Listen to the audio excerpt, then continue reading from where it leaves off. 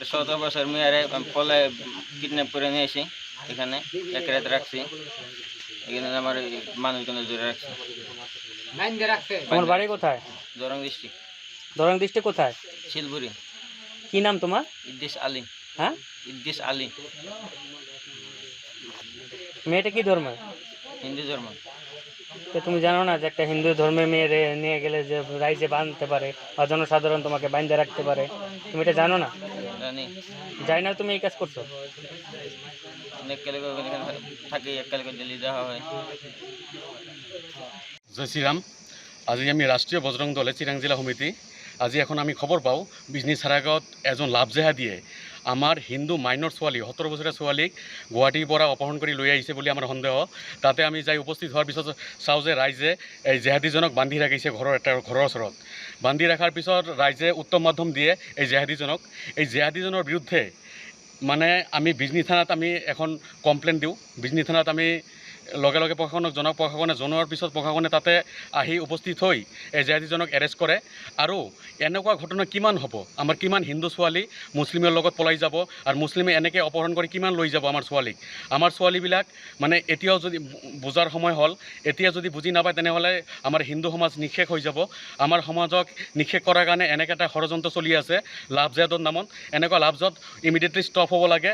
অসম চৰকাৰক আমি বহুতবাৰ মেমৰেণ্ডমৰ জৰিয়তে বহুতবাৰ আন্দোলনৰ জৰিয়তে আমি জনাইছিলোঁ, হিমন্ত বিশ্ব শৰ্মা ডাঙৰীয়াক জনাইছিলোঁ, মুখ্যমন্ত্ৰী ডাঙৰীয়াক জনাইছিলোঁ যে লাভজেহাদ বন্ধ হ'ব লাগে। লাভজেহাদৰ বিৰুদ্ধে এনেকুৱা কোনো কঠোৰ আইন অসমত আমি দেখিবলৈ পোৱা নাই। আমি প্ৰশাসনক অনুৰোধ জনাইছোঁ, চৰকাৰক অনুৰোধ জনাইছোঁ, লাভজেহাদৰ বিৰুদ্ধে কঠোৰ আইন হ'ব লাগে। জয় শ্ৰীৰাম।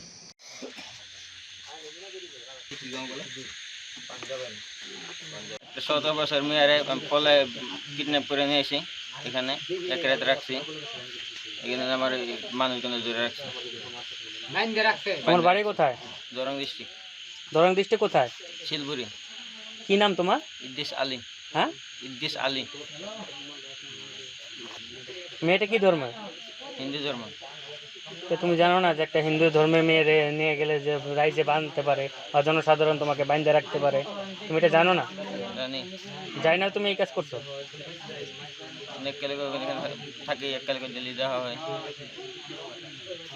জয় শ্ৰীৰাম।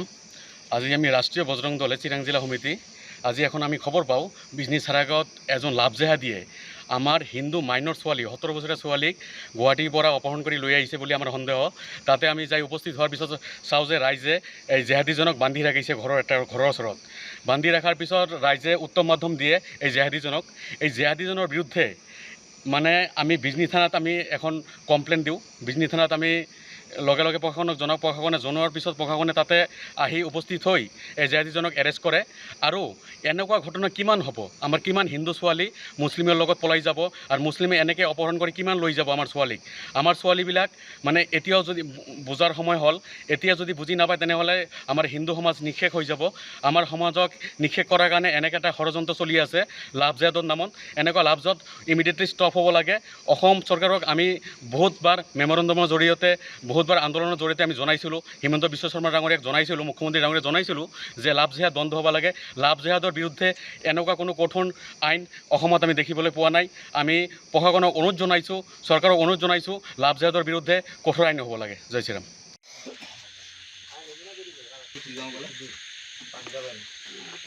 যিকোনো খবৰৰ বাবে যোগাযোগ কৰক 7099017330 লগতে 7099017110 নম্বৰত।